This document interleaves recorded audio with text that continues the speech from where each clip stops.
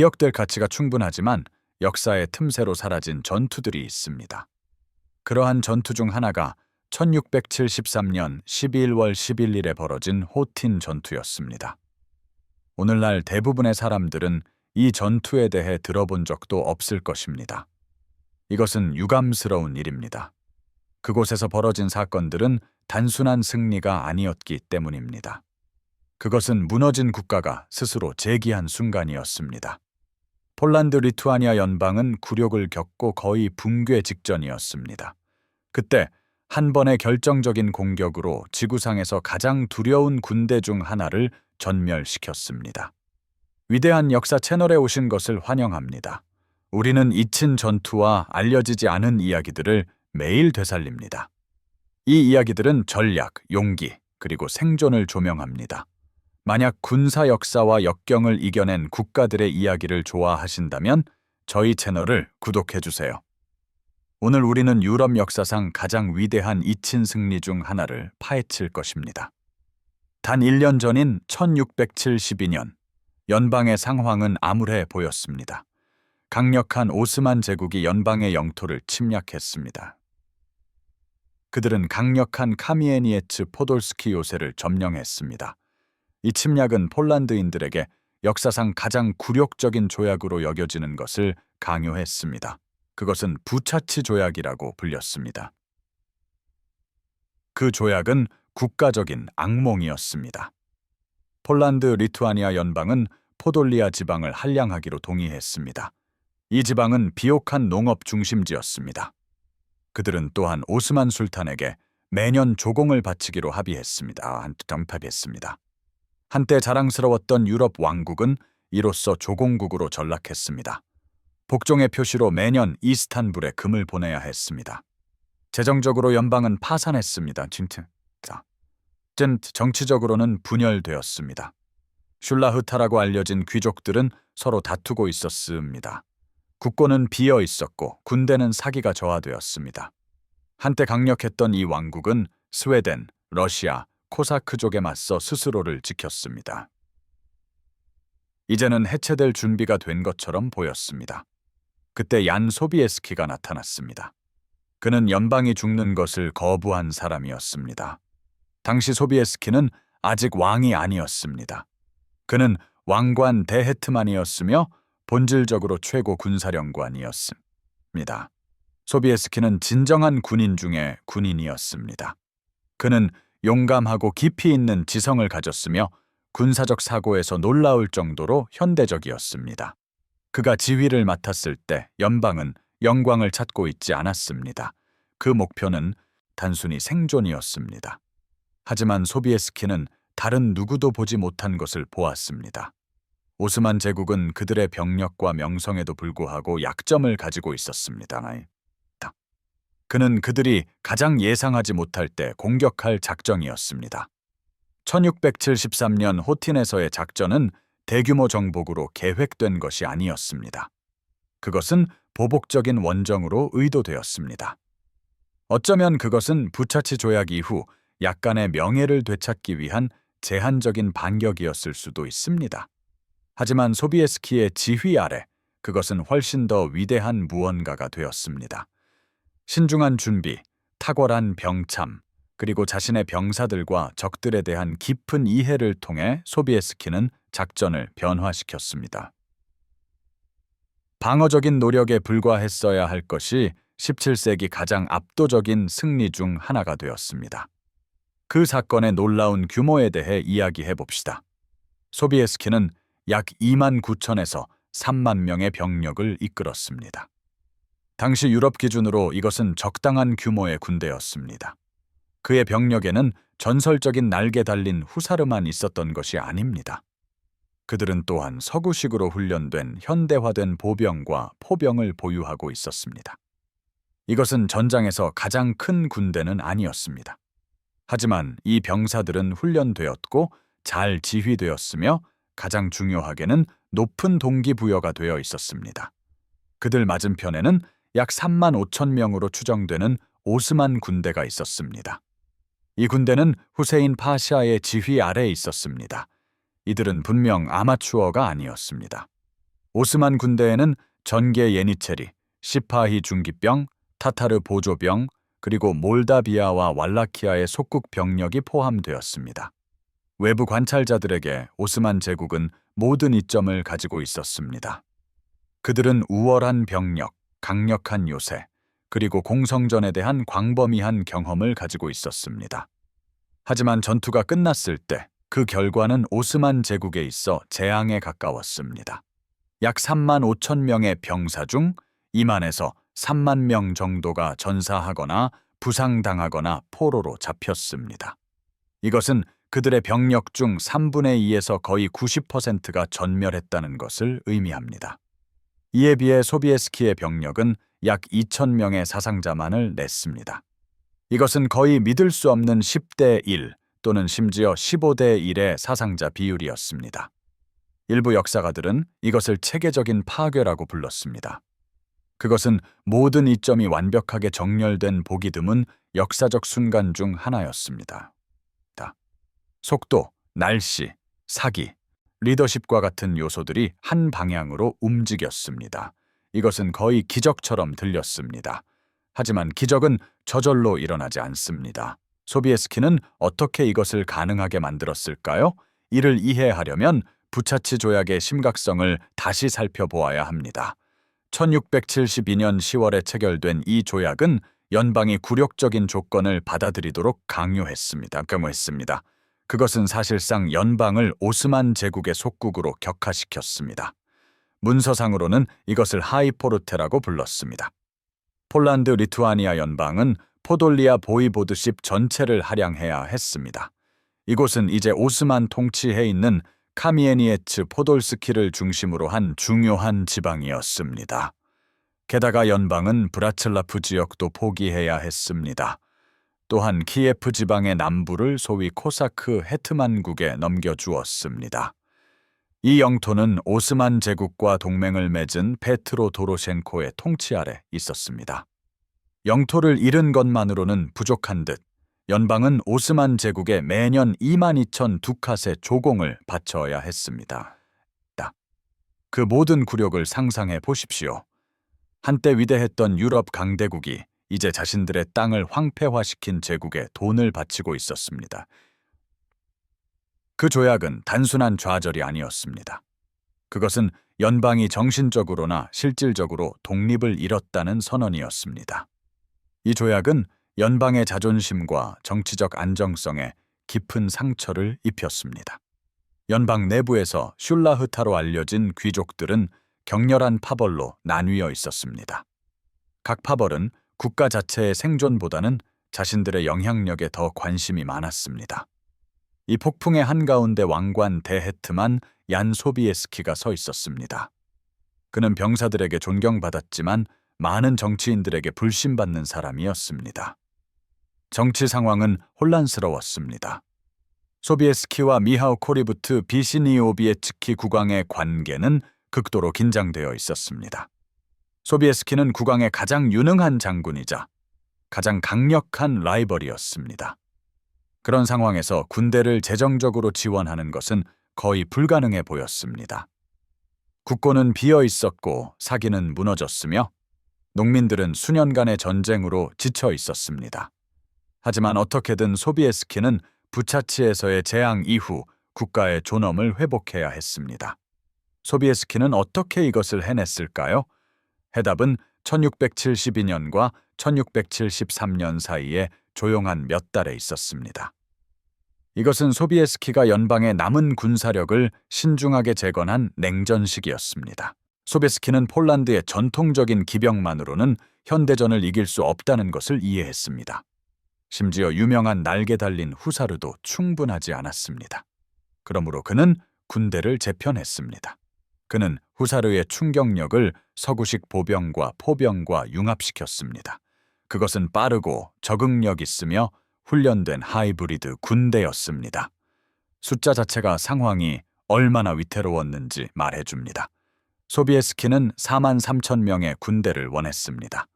하지만 그의 노력에도 불구하고 그는 약 3만 명만을 모을 수 있었습니다. 나머지는 계획과 약속으로만 존재했습니다. 그래도 그 3만 명 규모의 군대는 동유럽에서 가장 강력한 전투 병력 중 하나가 되었습니다. 그는 어떻게 자금을 조달했을까요? 아이러니하게도 그는 오스만 제국으로부터 간접적인 도움을 받았습니다. 타르탄 대제상으로부터 온 편지는 폴란드가 굴욕적인 부차치 조약 의무를 이행할 것을 요구했습니다. 이것은 소비에스키의 전열 재정비 구호가 되었습니다. 그는 이것을 이용해 폴란드 의회인 세임을 설득하여 새로운 세금을 승인하게 했습니다. 이 세금들은 전쟁 노력을 지원할 것이었습니다. 메시지는 명확했습니다. 술탄에게 조공을 바치거나 스스로의 방어 비용을 지불하십시오. 세임은 후자를 택했습니다. 소비에스키의 천재성은 병력을 모으는 데 그치지 않았습니다. 그의 병참 계획은 그야말로 대가적 수준이었습니다. 그는 잘 알려지지 않은 경로를 사용하여 군대를 이동시켰습니다. 이것은 오스만 정찰병들로부터 그의 의도를 숨겼습니다. 폴란드 군대가 드네스트르 강에 도달했을 때 적들은 그들이 오고 있다라는 사실조차 거의 알지 못했습니다. 타이밍은 탁월했습니다. 소비에스키는 11월, 즉 추운 계절 깊숙이 작전을 시작했습니다. 그때 대부분의 군대는 겨울을 나기 위해 은신하고 있었습니다. 그러한 조건에서 공격이 있을 것이라고는 아무도 예상하지 못했습니다. 그 기습 요소는 그의 조용한 동맹이 되었습니다. 서류상으로는 오스만 군대가 막을 수 없는 것처럼 보였습니다. 그들은 약 3만 5천 명의 병력을 가지고 있었습니다.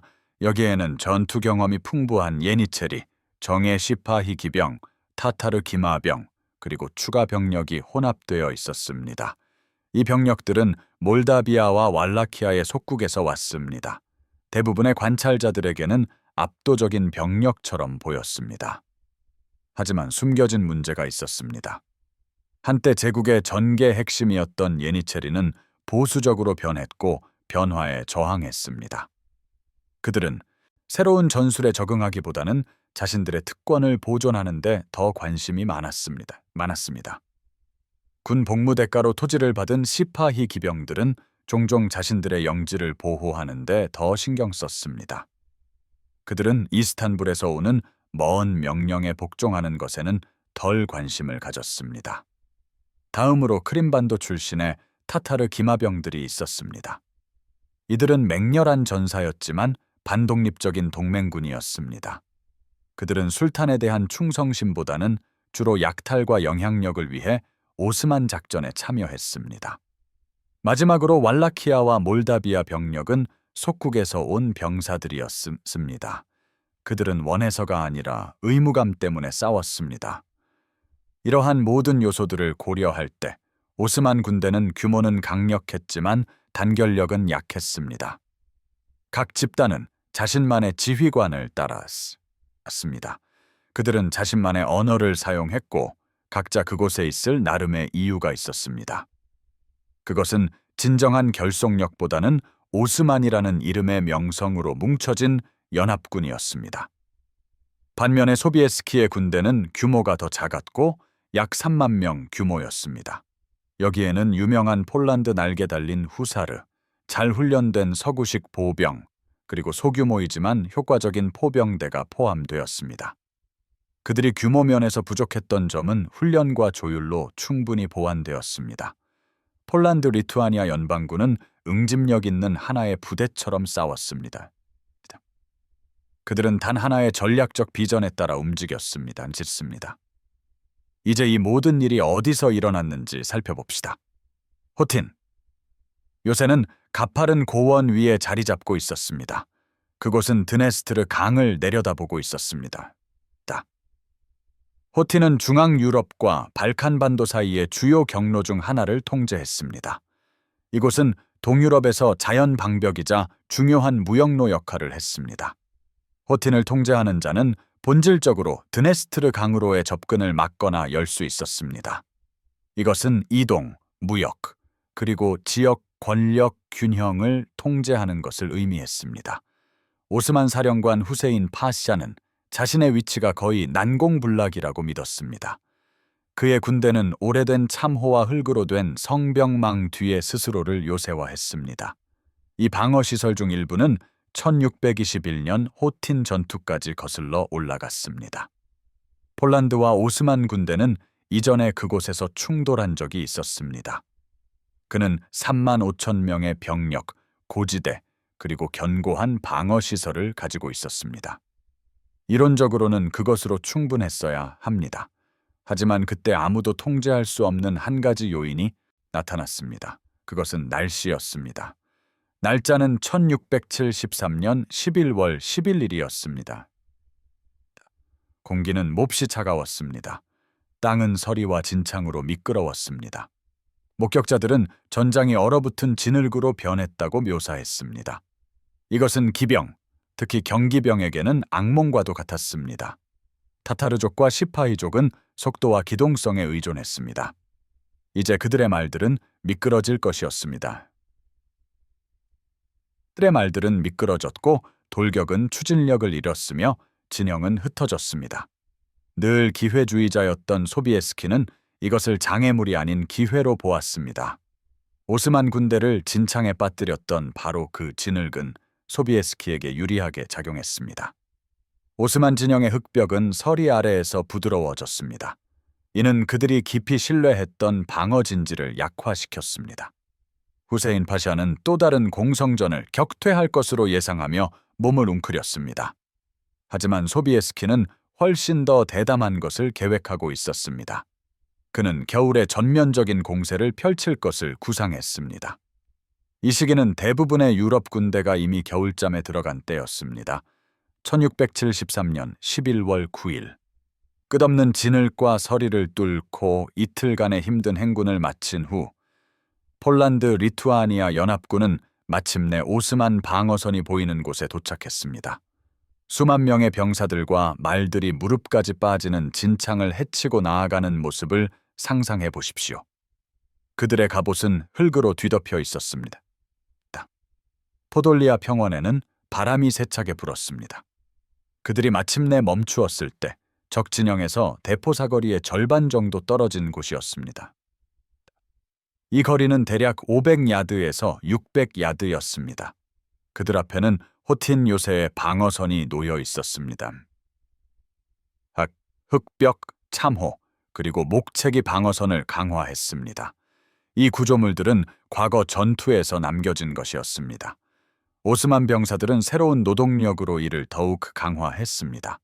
내부에는 약 3만 5천 명의 병사들이 있었습니다. 이 병력에는 예니체리, 시파히 기병, 타타르족, 그리고 몰다비아와 왈라키아 출신 부대가 포함되었습니다. 이는 난공불락의 요새처럼 보였습니다. 소비에스키는 다음 작전을 준비했습니다.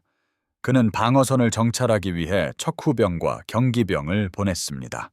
그는 오스만 군대를 개활지로 유인하기를 바랐습니다. 벽에서 벗어나 그의 기병이 대등하게 싸울 수 있는 곳으로 유인해야 했습니다.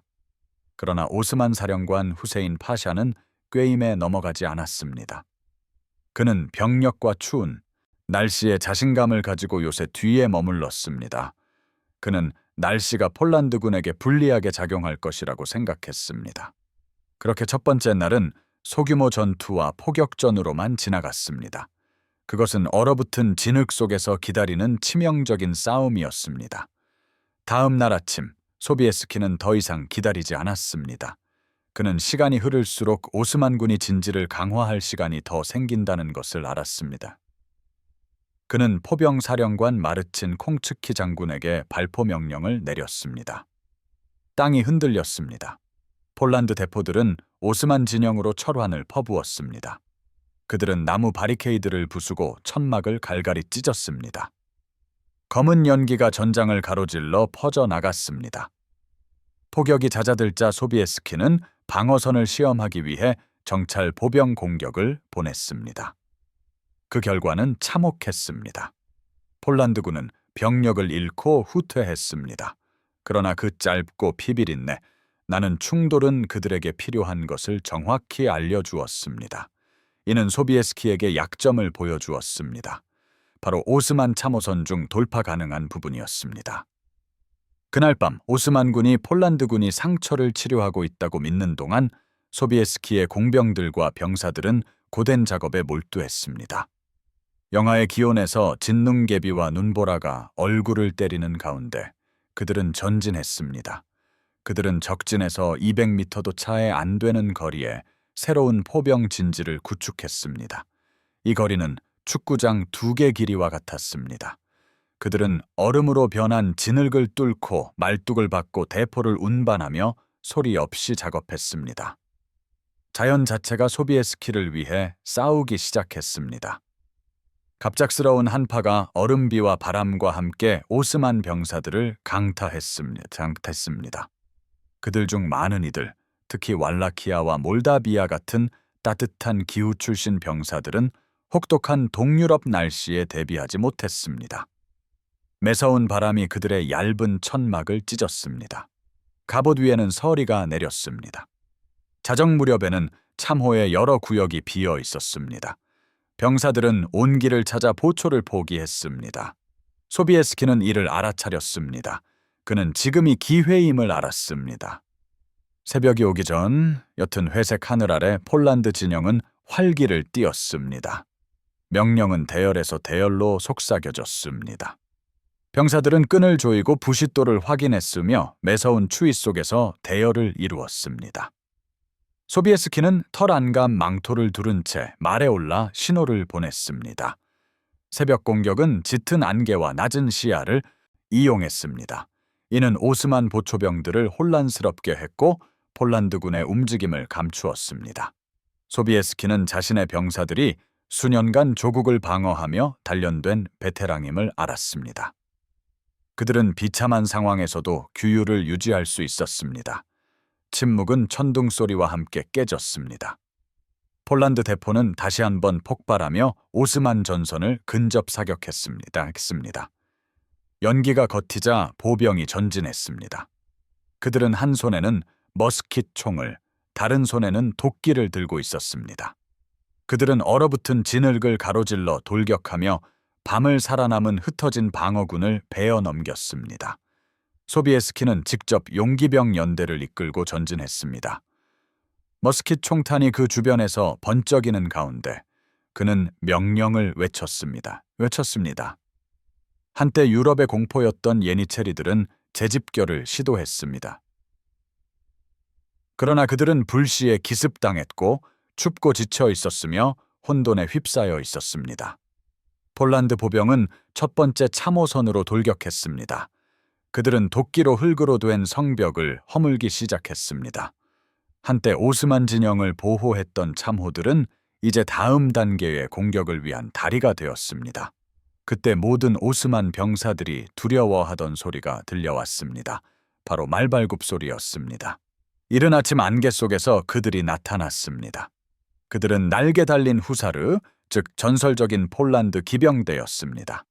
그들의 갑옷은 회색빛 속에서 희미하게 빛났습니다. 안장 뒤에 달린 거대한 날개는 질주하는 움직임에 따라 바스락거렸습니다. 많은 이들에게 그들은 진영에 강림하는 복수의 천사처럼 보였을 것입니다. 그들은 망치처럼 오스만 전선을 강타했습니다. 이미 혼란에 빠진 예니체리들은 괴멸당했습니다. 한때 자랑스러웠던 진영은 혼돈의 악몽으로 변했습니다. 병사들은 비명을 지르고 말들은 도망쳤습니다. 연기와 눈이 뒤섞여 휘몰아쳤습니다. 소비에스키의 기병대는 멈추지 않았습니다. 그들은 오스만 진영의 심장부 깊숙이 진격하여 저항하는 모든 일을 베어 넘겼습니다.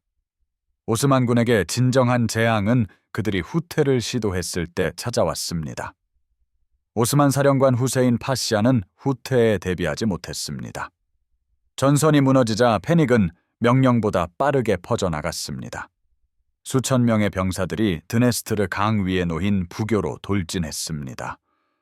이곳이 그들의 유일한 탈출 경로였습니다. 병사들, 말들, 마차의 엄청난 무게 아래 다리는 흔들리기 시작했습니다. 이어서 부서지고 결국 무너져 내렸습니다. 그 결과는 아수라장이었습니다. 수천 명의 병사들이 얼음물에 빠졌습니다.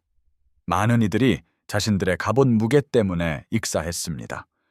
다른 이들은 추격하는 기병에 의해 살해당했습니다. 폴란드 포병대는 이 순간을 놓치지 않았습니다.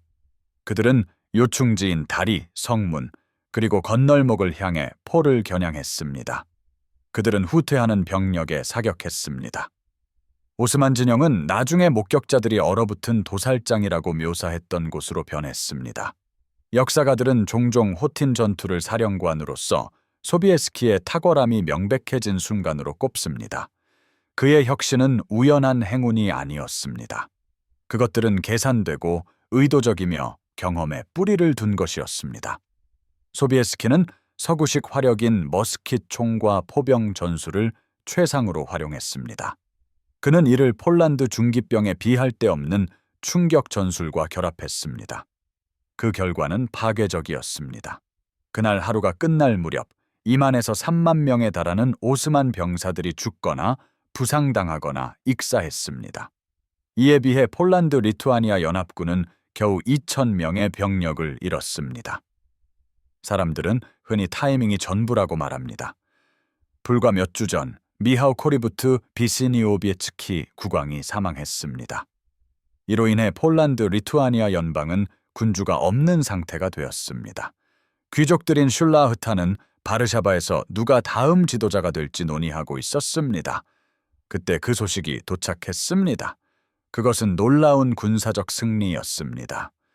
부차치 조약은 복종을 통해 강요된 굴욕적인 평화, 즉 팍스 오토마나를 상징했습니다.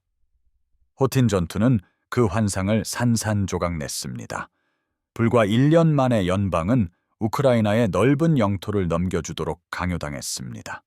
그들은 또한 술탄에게 매년 공물을 바쳐야 했습니다.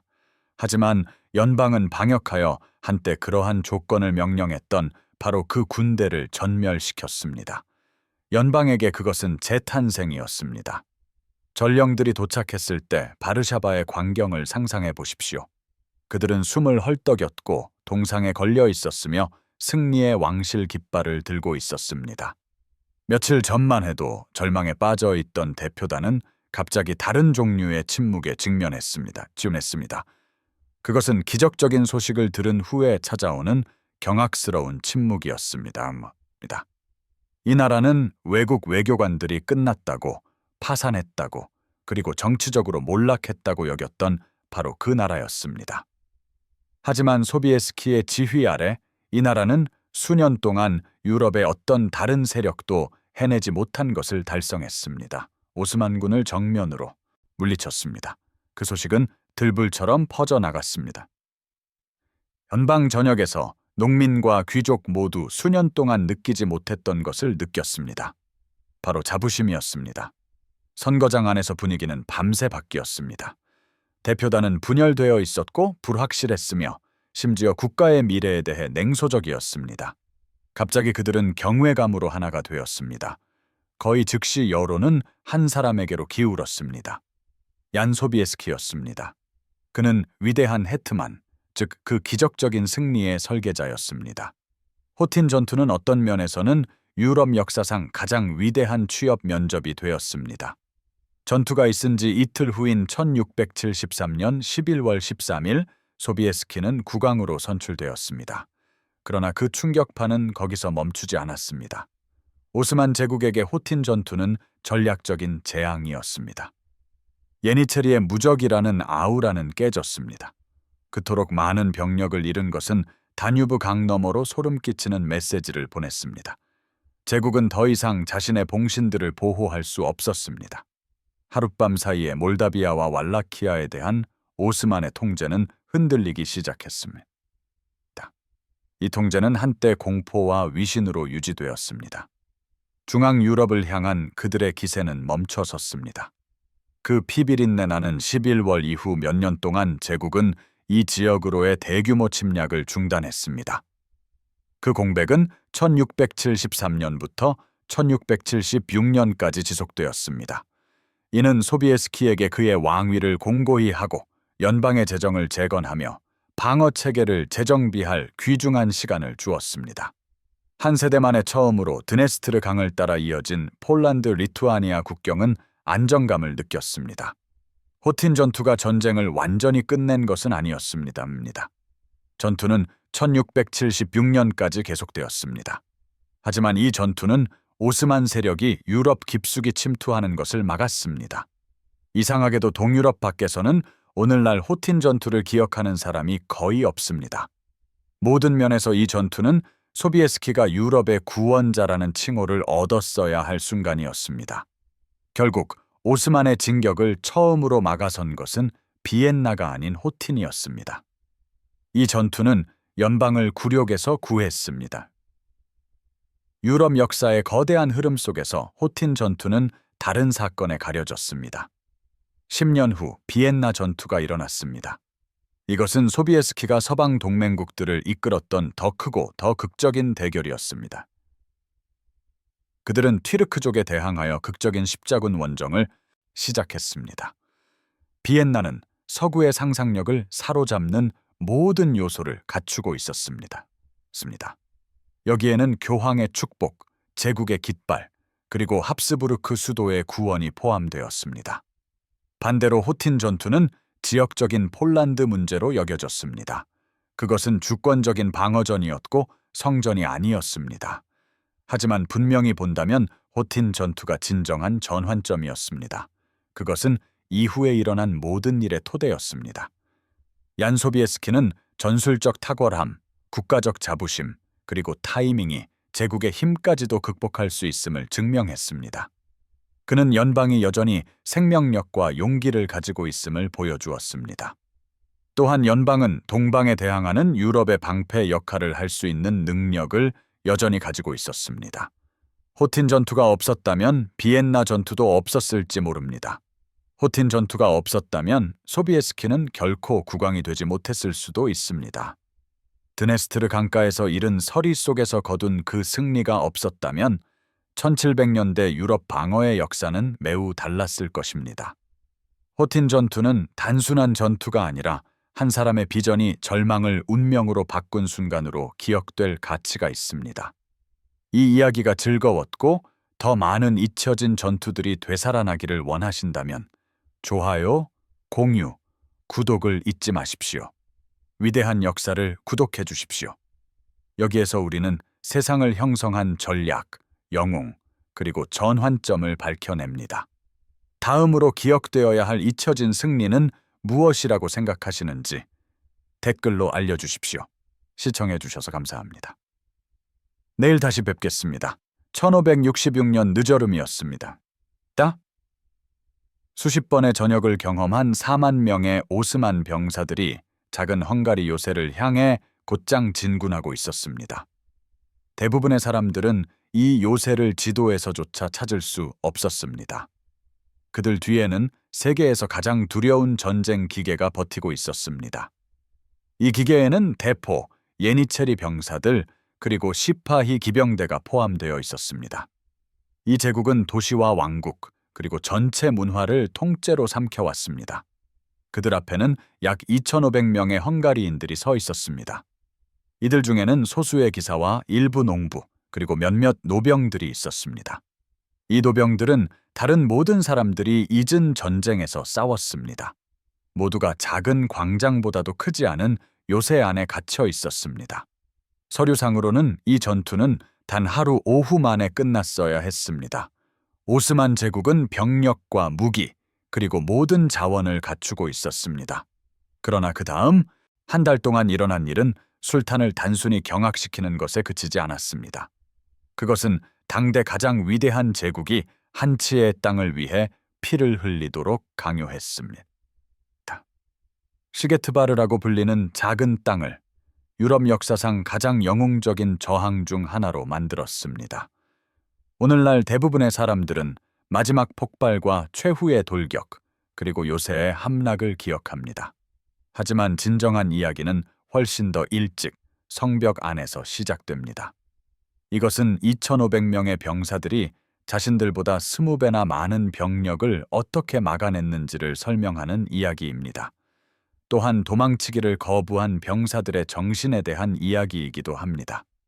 불가능했어야 했지만 결국 가능했던 전투들을 파고드는 위대한 역사에 오신 것을 환영합니다. 전략과 용기, 그리고 수세기 후에도 여전히 울려 퍼지는 이야기에 관심이 있다면 구독 버튼을 눌러주세요. 성장하는 저희 역사 애호가 커뮤니티에 참여해주세요. 그렇다면 질문해 봅시다. 작은 수비대가 어떻게 세계 최강의 군대를 막아 세웠을까요? 무엇이 시게트바르를 오스만 기세의 무덤으로 만들었을까요? 왜 이 작은 요새는 오늘날에도 여전히 중요할까요? 함께 알아보겠습니다. 1566년 시게트바르 공방전이 펼쳐졌습니다. 이는 1565년부터 맹렬하게 진행되던 잔혹한 오스만 합스부르크 전쟁을 배경으로 벌어졌습니다. 헝가리와 오스트리아 일부를 통치하던 합스부르크 왕가는 자신들의 왕국에 남아있는 것을 지키려 애썼습니다. 이것은 40년 전 1526년 모하치 전투라는 비참한 전투 이후의 상황이었습니다. 그 전투는 헝가리 군대를 완전히 부수었고 헝가리 자체는 분할되었습니다. 일부 영토는 오스만 제국의 영향력 아래에, 다른 영토는 합스부르크 왕가의 지배 아래에 놓였습니다. 긴장은 결코 완전히 사라지지 않았습니다. 심지어 일시적인 평화 조약도 진실을 숨길 수 없었습니다. 양대 제국은 같은 전략적 요충지를 노렸는데 특히 오스만 제국이 자신들의 것이라고 주장하는 트란실바니아였습니다. 오스만 제국에게 헝가리는 중앙 유럽으로 향하는 관문이었습니다. 역사에서 대제로 알려진 술탄 슐레이만 1세에게 헝가리는 마지막 장벽을 의미했습니다. 이 장벽은 그와 합스부르크 왕가의 보석인 비엔나 사이에 서 있었습니다. 그러나 이야기는 단순히 정치나 영토 정복에 관한 것이 아니었습니다. 슐레이만 자신은 72살이었습니다. 그는 수년간의 전역과 질병으로 약해진 몸으로 이동했습니다. 자신의 건강이 악화되는 와중에 수만 명의 병력을 지휘한다고 상상해 보십시오. 그 엄청난 압박은 대제상 소콜루 메흐메드 파샤의 어깨에 고스란히 떨어졌습니다. 판도는 엄청났습니다. 하루하루가 중요했습니다. 신속하고 결정적인 승리는 단지 바람직한 것이 아니라 필수적이었습니다. 그것은 전역에 투자된 엄청난 비용과 위험, 그리고 인명 손실을 정당화할 것이었습니다. 또한 광대한 오스만 행정 시스템을 안정적으로 유지할 것이었습니다. 그래서 슐레이만은 대규모 병력을 집결시켰습니다. 이 병력은 5만 명에서 10만 명 사이의 병사들로 구성되었습니다. 그들은 300문의 대포를 동반했습니다. 이 숫자들은 압도적으로 보였습니다. 그러나 오스만군은 막대한 보급 문제에 직면했습니다. 여기에는 수만 명의 병사들을 먹이는 문제가 포함되었습니다.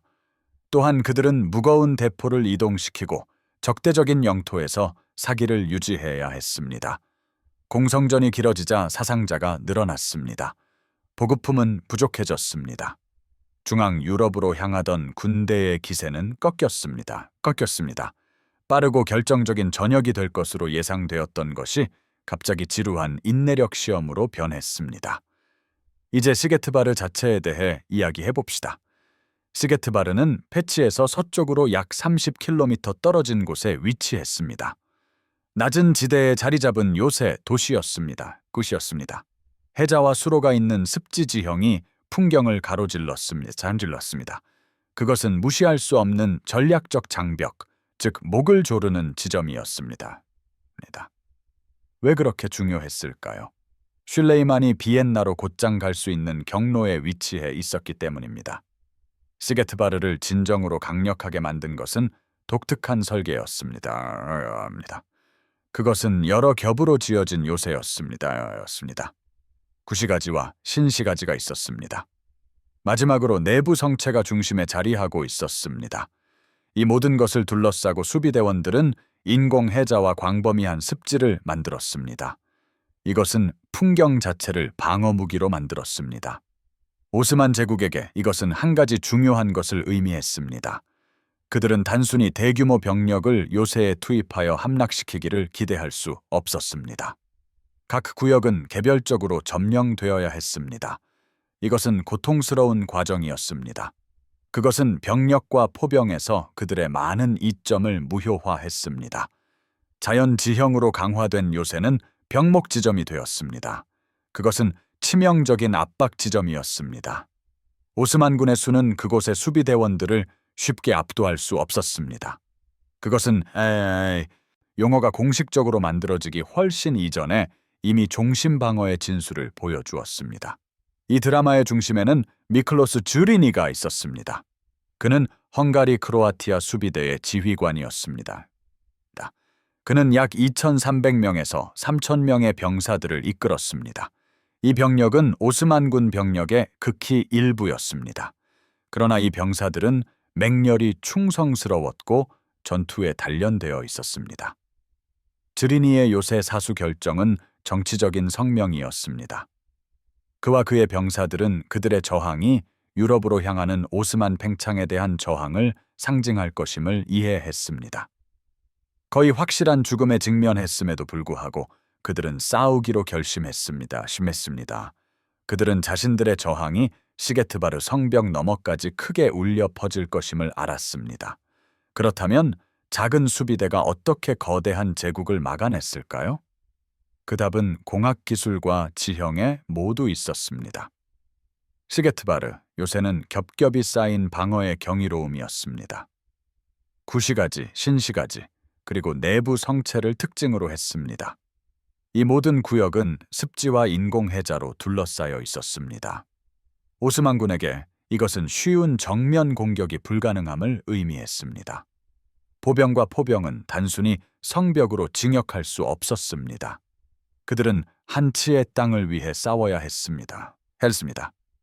그들은 습지를 힘들게 헤치고 끊임없는 포격 속에서 전진했습니다. 여기서 오스만 제국의 독창성이 발휘되었지만 이는 인명 손실을 대가로 했습니다. 그들의 공병들은 거대한 경사로와 제방을 건설했습니다. 이것들은 기본적으로 늪지를 가로지르는 인공 고속도로였습니다. 이것들은 포병과 보병이 성벽에 접근할 수 있도록 해주었습니다. 생각해 보십시오. 수백 명의 병사들이 끊임없는 적의 포화 속에서 고된 작업을 했습니다. 그들은 흙을 퍼나르고 경사로를 건설했습니다. 이 경사로들은 대포를 이동시킬 수 있을 만큼 충분히 컸습니다. 기술적 능력은 비범했지만 유혈 사태 또한 마찬가지였습니다. 이러한 공학적 노력 덕분에 오스만군은 마침내 포병대를 투입할 수 있었습니다.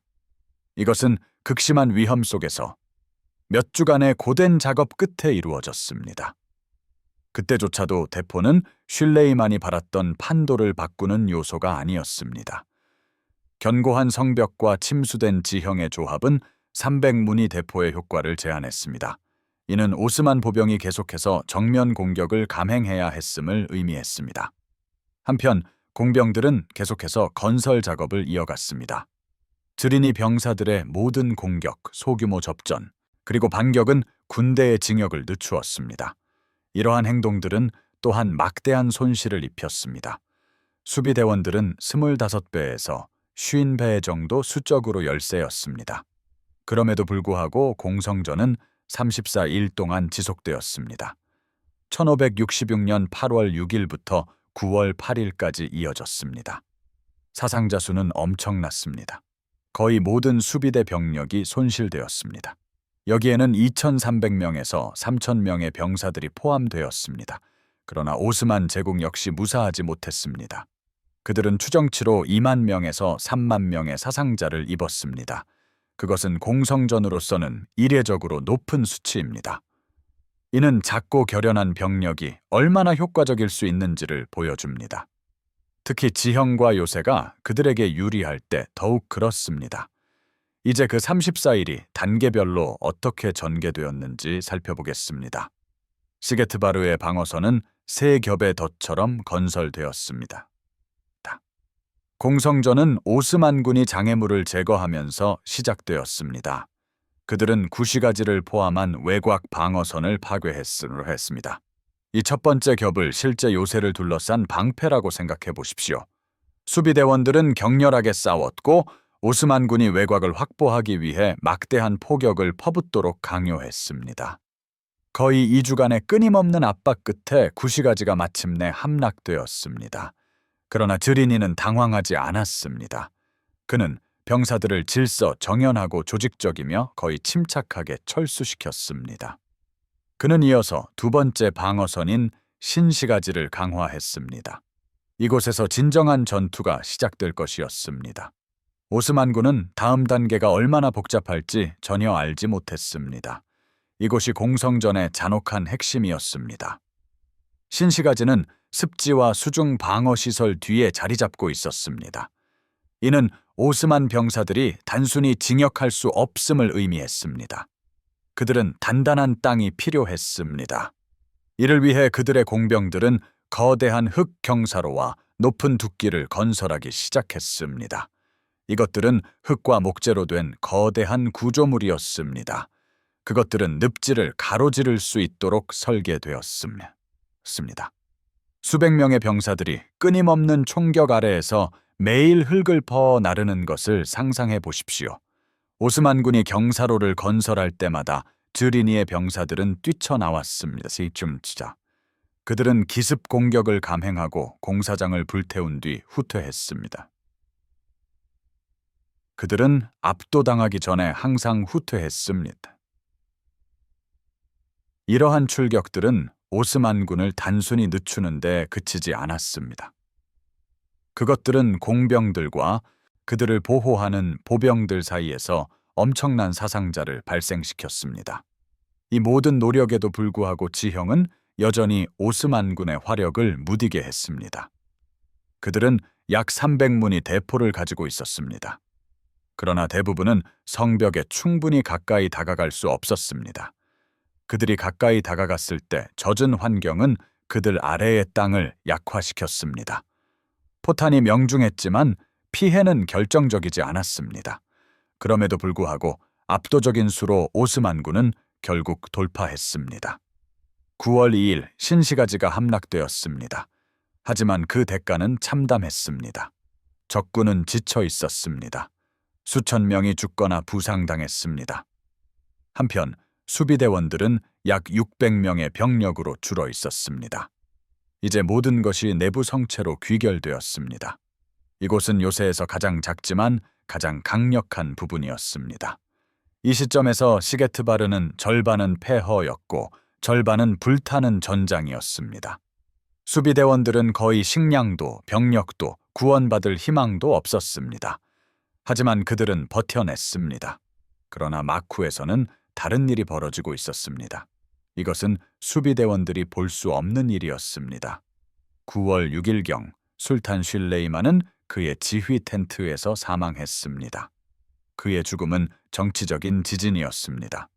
군대가 황제가 사라진 것을 알게 되면 공황이 퍼질 수 있었습니다. 더 나쁘게는 다른 문제로 이어질 수도 있었습니다. 콘스탄티노플의 후계자들이 왕좌를 차지하기 위해 싸움을 시작할 수도 있었습니다. 이는 군대가 승리를 거두고 돌아오기 전에 발생할 수 있었습니다. 그래서 대제상 소콜루 메흐메드 파샤는 그가 할 수 있는 유일한 일을 했습니다. 그는 술탄의 죽음을 숨겼습니다. 그는 거의 모든 군대에게 이것을 비밀로 유지했습니다. 그는 소문이 새어 나가기 전에 공성전이 빨리 끝나야만 했습니다. 그 절박함이 내부 성체에 대한 마지막 맹공격을 부추겼습니다. 9월 8일 아침이 되자 요새는 기본적으로 불타는 해골과 같았습니다. 성벽은 산산조각 났고 폐허에서는 연기가 뿜어져 나왔습니다. 안뜰은 잔해로 뒤덮여 있었습니다. 오스만군은 올가미를 조이며 최후의 공세를 준비하고 있었습니다. 드리니는 끝이 임박했음을 알고 있었습니다. 잔해 속에 갇혀 죽기보다는 남은 600명의 병사들을 모았습니다. 일부 기록에는 그보다 더 적은 수의 병사들이 있었다고 합니다. 그는 마지막 한 번의 출격을 준비했습니다. 그 장면을 상상해 보십시오. 갑옷은 찌그러지고 연기로 검게 그을려 있었습니다. 옷은 며칠 동안 내린 비와 땀으로 흠뻑 젖어 있었습니다. 얼굴에는 재가 뒤덮여 있었습니다. 이들은 거의 한 달 동안 쉬지 않고 싸웠습니다. 하지만 그들은 성문을 열었습니다. 수만 명의 적군을 향해 곧장 돌격했습니다. 그것은 순수한 저항의 행동이었습니다. 예니체리 부대가 빠르게 그들을 포위했습니다. 드리니는 내부 다리를 건너며 싸웠습니다. 그러나 그는 총격에 쓰러졌습니다. 몇 분 후 마지막 남은 수비대원들은 압도당했습니다. 거의 모든 수비대원들이 사망했습니다. 그러나 오스만군은 진정으로 승리를 만끽하지 못했습니다. 소콜루 메흐메드 파샤는 서둘러 돌아가 후계 문제를 확보해야 했습니다. 술레이만 대제의 사망 소식이 퍼지기 전에 처리해야 했습니다. 시게트바르 공방전은 전술적 목표를 달성했습니다. 하지만 이는 군대에 큰 소모를 가져왔고 원정 계획을 틀어지게 만들었습니다. 비는 그 해나 다음 해에도 공격받지 않았습니다. 술레이만 대제에 의해 다시는 공격받지 않을 것이었습니다.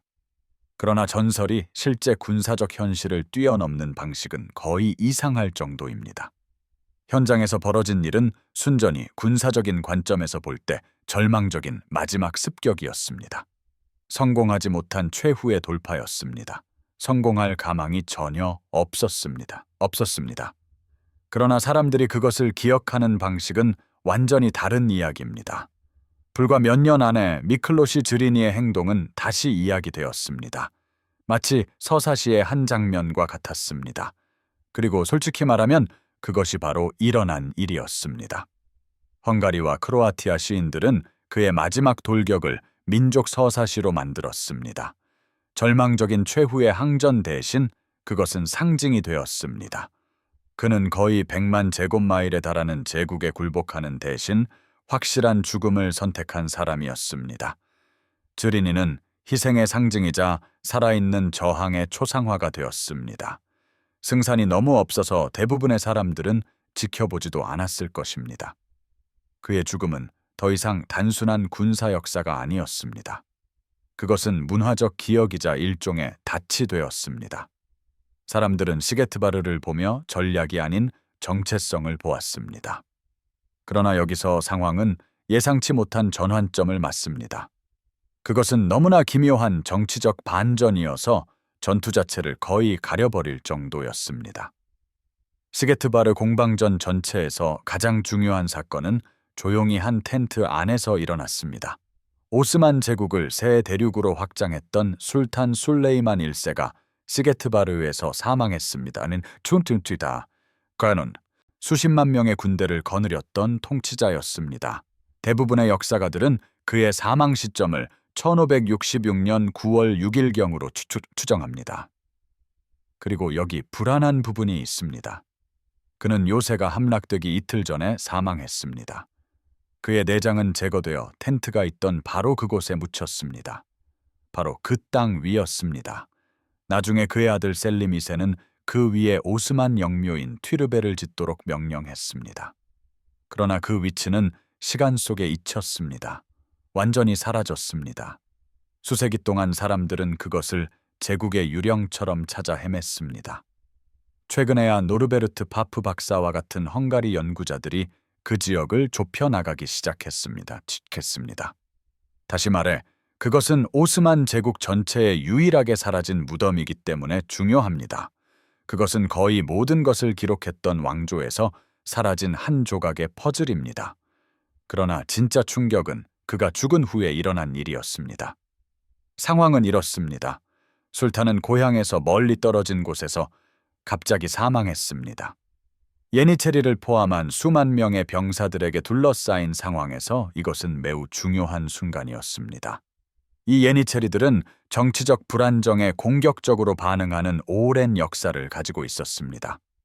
이러한 죽음은 혼란, 약탈, 반란, 그리고 하룻밤 사이에 형성될 파벌을 초래할 수 있었습니다. 군은 헝가리를 떠나기도 전에 스스로 해체될 수도 있었습니다. 그러나 그런 일은 일어나지 않았습니다. 이것은 대제상 소콜루 메흐메드 파샤가 오스만 역사상 가장 대담한 정치적 움직임 중 하나를 보였기 때문입니다. 그는 술탄의 죽음을 하루나 일주일이 아니라 48일 동안 숨겼습니다. 48일 동안 그는 극비리에 제국을 운영했습니다. 그는 술탄의 이름으로 명령을 내렸습니다. 48일 동안 그는 아무 일도 없었던 것처럼 행동했습니다. 모두가 후계자인 셀림 2세가 콘스탄티노플에 도착하기를 기다리는 동안이었습니다. 이것은 셀림이 왕위를 확보하는데 필수적이었습니다. 그 시간 동안 소콜루는 군대를 하나로 유지했습니다. 그는 예니체리들을 진정시켰습니다. 그는 시게트바르가 함락되도록 하여 원정 작전이 여전히 승리처럼 보이게 했습니다. 그는 누구도 새 술탄에게 달려가 보상을 요구하지 못하도록 막았습니다. 그는 사실상 엔진이 이미 멈췄음에도 불구하고 거대한 전쟁 기계가 폭발하는 것을 막았습니다. 이것은 너무나 깔끔한 정치적 작전이어서 오스만 역사상 가장 위대한 행정 위기 관리 사례 중 하나로 남아 있습니다. 순간 소콜루는 단순한 재상이 아니었습니다. 그는 제국을 하나로 묶는 접착제였습니다. 대신 오스만군은 안정을 되찾았습니다. 그들은 공격적인 확장 정책에서 행정, 통합, 그리고 기존 영토 유지를 중심으로 전환했습니다. 시게트바르는 결정적인 순간이 되었습니다. 군사적 재앙이 거기서 정치적 대격변으로 변할 수도 있었습니다. 대신 그것은 더욱 통제되고 관료적인 시대의 시작이 되었습니다.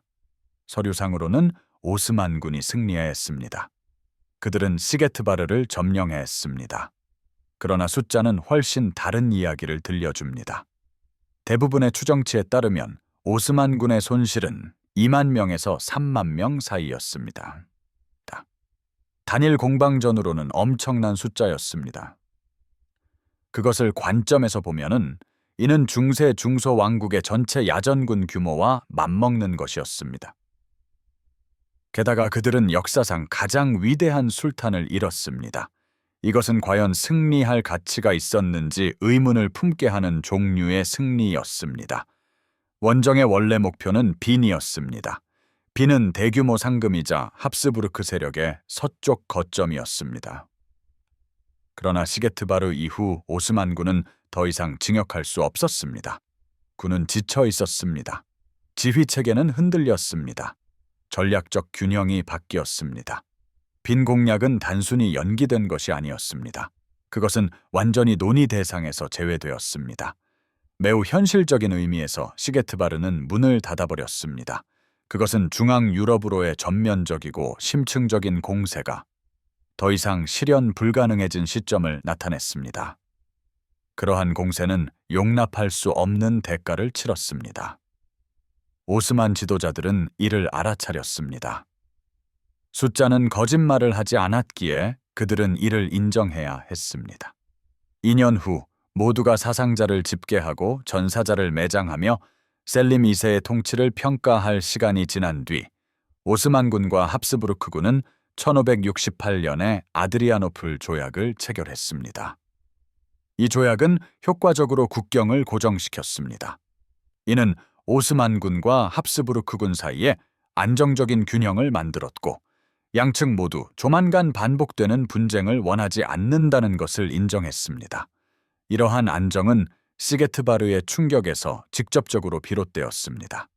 그 시점부터 셀림 2세와 소콜루의 지도 아래 오스만 전략은 변화했습니다. 빈으로 징역하거나 중앙 유럽 깊숙이 침투하는 꿈을 꾸는 대신 그들은 이미 가지고 있는 것에 집중하기 시작했습니다. 그들은 부다와 같은 지방을 통합했습니다. 그들은 영토를 재건하고 재편성하며 재정비했습니다. 그들은 또한 지중해라는 다른 위협으로 관심을 돌렸습니다. 시게트바르 전투로 인해 육군은 피폐하고 지쳐 있었지만 해군은 여전히 에너지가 있었습니다. 지중해에서 활동하는 오스만 함대가 다음 초점이 되었습니다. 갑자기 해군 우위는 단순히 바람직한 자산이 아니라 전략적 필수 요소가 되었습니다. 1570년대에 이르러 이러한 변화는 대규모 해전으로 이어졌습니다. 가장 유명한 것은 1571년의 레판토 해전이었습니다. 그것은 엄청난 충돌이었습니다. 갤리선들이 서로를 들이받고 대포가 발사되었으며 수만 명의 병사들이 파도 위에서 싸웠습니다. 이 사건은 여러 세대에 걸쳐 유럽과 오스만의 기억 속에 울려 퍼질 것이었습니다. 아이러니는 놀라웠습니다. 지중해에서 수천 마일 떨어진 헝가리의 한 요새가 유럽 해전의 흐름에 간접적으로 영향을 미쳤습니다. 시게트바르는 단지 황제를 죽인 것이 아니었습니다. 그것은 제국의 전략적 우선순위를 다시 썼습니다. 소콜루 메흐메드 파샤는 모든 오스만 지도자가 알지 못했던 중요한 것을 이해했습니다. 때때로 제국의 가장 큰 적은 국경 너머의 군대가 아니라 내부의 불안정이었습니다. 그는 전쟁은 끝없이 치러질 수 있다는 것을 깨달았습니다. 그러나 스스로 효율적으로 통치할 수 없는 제국은 파멸할 운명이었습니다. 이것은 군대의 규모가 아무리 크거나 장군들이 아무리 유능하더라도 마찬가지였습니다. 대제상으로서의 15년 재임 기간 동안 소콜루는 확장에 덜 집중했습니다. 그는 제국의 내부 체계를 강화하는 데 더 집중했습니다. 그는 세금 징수 시스템을 개혁했습니다. 그는 통치자들이 책임을 지도록 했습니다. 그는 다양한 지방들 간의 단결을 유지하고 관료 체제를 강화했습니다. 그는 국가의 안정성, 효율성, 그리고 장기적인 지속 가능성을 우선시했습니다. 그는 이러한 내부적 조치들이 군사적 효율성을 배가시킬 수 있음을 인식했습니다. 이는 어떤 단일 전장 승리보다 더 신뢰할 수 있었습니다. 본질적으로 시게트바르는 오스만 제국이 냉혹한 진실에 직면하게 했습니다. 정복만으로는 충분하지 않았습니다. 16세기의 진정한 초강대국으로 존속하려면 제국은 현명한 행정이 필요했습니다. 규율 있는 통치와 전략적 유연성이 요구되었습니다. 소콜루는 자신의 비전과 세심한 관리를 통해 제국이 적응하도록 만들었습니다. 시게트바르 성벽 위의 연기가 거친 후에도 제국은 오랫동안 살아남았습니다. 소콜루는 의심할 여지 없이 뛰어났습니다. 그는 대부분의 사람들이 책을 검토하듯이 위기를 분석할 수 있었습니다. 그는 모든 파장이 나타나기 전에도 미리 예측했습니다. 그는 또한 완전히 대체 불가능한 인물이었습니다. 군대를 통제하는 것부터 정치적 경쟁자들을 관리하고 멀리 떨어진 지방들을 조율하는 것까지 제국이 의존하는 모든 것이 개인적으로 그에게 달려 있었습니다. 그는 자신의 존재와 판단 없이 원활하게 기능할 수 있는 시스템을 구축하지 못했습니다. 그의 부재를 견딜 만큼 강력한 매뉴얼이나 영구적인 구조는 없었습니다. 요컨대 제국의 안정은 한 사람의 어깨에 달려 있었습니다. 그 시스템의 균열은 시게트바르에서 이미 드러나고 있었습니다. 술탄의 죽음을 거의 2달 동안 숨겨야 했다는 사실 자체가 오스만 지도부 구조가 얼마나 취약했는지를 보여주었습니다. 콘스탄티노플에서 수백 마일 떨어진 곳에 주둔한 수만 명의 병사들을 상상해 보십시오. 그들의 충성심은 누가 지휘하는지에 따라 달라졌습니다. 하나의 잘못된 소문이나 한 번의 실수가 군 전체를 분열시킬 수 있었습니다. 그러한 조건에서 소콜루가 통제를 유지할 수 있었던 능력은 경이로움 그 자체였습니다. 그러나 그것은 또한 명백한 경고 신호였습니다. 제국의 생존은 보장되지 않았습니다. 그것은 한 개인의 뛰어남과 신중함에 달려 있었습니다. 1579년 소콜루가 암살당했을 때로 시간을 돌려봅시다. 갑자기 그의 지도 아래 조용히 메워졌던 모든 균열들이 벌어져 틈새가 되었습니다. 다음 술탄인 무라드 3세는 통치 체계가 자립적이지 못한 제국을 물려받았습니다. 16년의 통치 기간 동안 무라드는 10명의 대제상을 거쳤습니다. 이것은 거의 믿기 어려운 교체율이었습니다. 그 정도의 불안정은 단순한 사소한 불편함이 아닙니다. 그것은 모든 행정부에 대한 경고 신호입니다. 이는 권력, 정책, 그리고 전략적 방향이 끊임없이 유동적이었다라는 것을 의미했습니다. 수십 년에 걸쳐 조율되어야 할 결정들이 대신 파편화되고 반응적으로 변했습니다. 제국은 살아남을 수 있었지만 강력한 시스템이 제공하는 확실성과 결속력을 잃었습니다. 이것은 우리를 다시 시게트바르로 돌아가게 합니다. 헝가리의 그 공방전, 그 작은 요새는 잔혹한 군사적 교전 이상의 의미를 가졌습니다. 그것은 오스만 제국 권력의 한계를 비추는 거울이었습니다.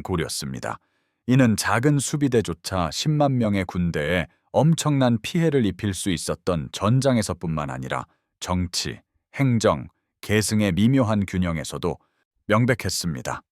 소콜루의 천재성은 시스템을 온전히 유지했습니다. 그는 제국이 가장 취약한 순간에 제국을 하나로 묶었습니다. 그러나 천재성만으로는 지속 가능한 구조를 만들 수 없습니다.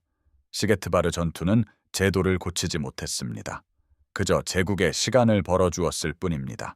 이는 심판을 지연시켰습니다. 혼란을 연기시켰습니다. 결국 제국은 한 사람의 능력에 세워진 안정은 항상 위태롭다는 사실을 직시해야 했습니다. 다시 말해 시게트바르는 승리이자 경고였습니다. 이는 절대적인 권력조차 한계가 있다는 전장의 교훈이었습니다. 거대하고 강력한 제국조차 취약합니다. 특히 그 체제가 한 개인의 천재성을 넘어 지속되도록 설계되지 않았다면 더욱 그렇습니다. 소콜루는 수십 년 동안 오스만 세계를 하나로 유지했을 수도 있습니다. 그러나 시게트바르는 어떤 한 사람도 역사의 흐름을 영원히 막을 수 없음을 상기시켜 줍니다. 시게트바르 공방전을 끝까지 함께 해주셔서 감사합니다. 용기, 전략, 그리고 정치적 술수의 이야기가 여러분을 사로잡았다면 구독 버튼을 꼭 눌러주십시오. 여러분의 생각을 댓글로 남겨주시고 장대한 역사를 사랑하는 사람들과 공유해 주십시오. 너무 멀리 가지 마십시오. 더 많은 불가능한 전투, 영웅적인 저항, 그리고 전략과 인간의 의지가 충돌하는 순간들이 다가오고 있습니다. 여러분은 이것들을 놓치고 싶지 않을 것입니다. 100차례 전쟁을 치른 베테랑인 오스만군 4만 명은 지중해 한가운데 작은 섬에 상륙했습니다. 그들의 목표는 간단했습니다. 그들은 성 요한 기사단을 지도에서 지우고 로마로 가는 길을 열려고 했습니다. 그들을 맞이한 것은 겨우 500명의 기사들이었습니다. 이 기사들은 몰타 마을 주민들과 용병들의 지원만을 받았습니다. 언뜻 보기에도 상대가 되지 않았습니다. 오스만군은 세계에서 가장 강력한 군대 중 하나를 보유했습니다. 그들은 200척의 전함과 70문의 거대한 대포, 그리고 6,000명의 전예 예니체리들을 가졌습니다. 이들은 패배를 경험해 본 적이 없는 병사들이었습니다. 기사단은 거의 10대 1로 수적으로 열세였습니다. 그러나 그들은 4달 동안 버텼습니다. 1565년 여름 몰테서 일어난 일은 전성기의 오스만 제국의 힘과 작은 기독교 기사단 사이의 대결이었습니다. 이 기사단은 마지막 저항을 의미 있게 만들기로 결심했습니다. 위대한 역사에 오신 것을 환영합니다. 이곳에서 우리는 세상을 형성한 이친 전투들을 여러분에게 전합니다. 용기, 전략, 그리고 불가능한 역경의 이야기를 좋아한다면 구독 버튼을 꼭 눌러주십시오. 이것은 우리가 역사를 살아있게 유지하는 데 도움이 됩니다. 그렇다면 바다의 작은 바위섬이 어떻게 한 제국의 무덤이 되었을까요? 4만 명의 적들이 다가올 때 어떤 종류의 용기가 사람을 머무르게 할까요? 전술, 지형, 그리고 신념의 어떤 조합이 수백 명의 기사들이 술탄의 전쟁 기계를 완전히 멈추게 했을까요? 함께 알아보겠습니다. 지중해 지도를 볼 때 몰타는 처음에는 별것 아닌 것처럼 보입니다. 그곳은 시칠리아와 북아프리카 해안 사이에 있는 작은 점에 불과합니다. 그러나 그 작은 섬은 제국들의 교차로에 자리 잡고 있었습니다. 몰타를 지배하는 자는 유럽과 중동 사이의 모든 주요 해상 경로를 사실상 손에 넣을 수 있었습니다.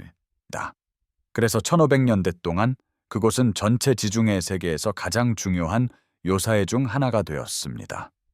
그곳은 오스만 제국의 서유럽 진출을 막는 마지막 실제 장애물이었습니다. 오스만군에 의해 1522년에 로도스에서 쫓겨나고 1551년에 트리폴리를 잃은 후 성 요한 기사단으로도 알려진 구호 기사단은 갈 곳이 없었습니다. 그들은 전사이자 수도사였으며 기독교 세계를 수호하기로 맹세했습니다. 그들에게 후퇴는 선택사항이 아니었습니다. 그래서 1530년에 카를 5세 황제가 몰타섬을 그들에게 주었을 때 그들은 그곳을 새로운 요새, 즉 최후의 보루로 만들었습니다. 그들은 시간을 낭비하지 않았습니다. 다음 30년 동안 그들은 그 바위투성이 섬의 모든 곳을 파고짓고 요새화했습니다. 모든 보루, 모든 벽, 그리고 모든 포대는 몰타를 거의 난공불락으로 만들려는 장기 계획의 일부였습니다. 그들은 독특한 존재였습니다. 이것은 그들만의 법률, 해군, 그리고 임무를 가진 주권적인 형제단이었습니다. 그들의 모토는 완벽하게 요약되어 있었습니다. 이는 신앙의 수호와 가난한 자들을 위한 봉사로 번역됩니다. 그들의 신앙 수호는 단지 상징적이지 않았습니다. 그들은 이슬람 선박들을 적극적으로 추적하고 납포했습니다. 그들은 오스만 무역로를 공격했습니다. 그들은 기독교 노예들을 구출했습니다. 그들은 대체로 적들에게 삶을 어렵게 만들었습니다. 기사단은 오스만 깃발 아래 항해하는 모든 이들의 삶을 비참하게 만들었습니다. 공성전 동안 그들의 지도자는 대단장 장드 발레트였습니다. 그는 이미 70대였습니다. 드발레트는 평생을 오스만군과 싸우며 보냈습니다. 그는 그 노년에도 부하들을 잔혹한 백병전으로 이끌었습니다. 그의 지도 아래 기사단은 가만히 있지 않았습니다. 그들은 가르드 드 쿠르스라고 불리는 활동에 참여했습니다. 이것은 본질적으로 합법화된 해적이었습니다. 몰타 항구에서 그들의 빠른 배들은 오스만 상선들을 사냥했습니다. 그들은 심지어 튀르크인들과 거래하는 베네치아 배들도 표적으로 삼았습니다. 기사단은 바다의 늑대처럼 공격하여 화물, 포로, 그리고 금을 빼앗았습니다. 이것은 지중해가 여전히 분쟁 지역이라는 명확한 메시지를 보냈습니다. 그러한 괴롭힘은 영원히 무응답으로 남을 수 없었습니다. 전환점은 기사단이 거대한 오스만 상선을 납포했을 때 찾아왔습니다. 이 배는 쿠스투르 아가의 소유였습니다. 그는 술탄 슐레이만의 최고 환관이었습니다. 쿠스투르 아가는 슐레이만 궁정에서 엄청난 영향력을 가진 인물이었습니다. 이 납포 사건은 마지막 지푸라기였습니다. 그것은 더 이상 단순한 습격이 아니었습니다. 그것은 술탄 슐레이만 본인에 대한 직접적이고 개인적인 모욕이었습니다. 위대한 슐레이만을 모욕하는 것은 보복을 보장했습니다. 그러므로 오스만군은 대규모 침략군을 준비했습니다. 이 병력은 몰타가 이제껏 본 어떤 것과도 비교할 수 없을 정도로 거대했습니다. 순수한 숫자만으로도 기사단이 맞서야 할 대상이 무엇인지 보여주었습니다.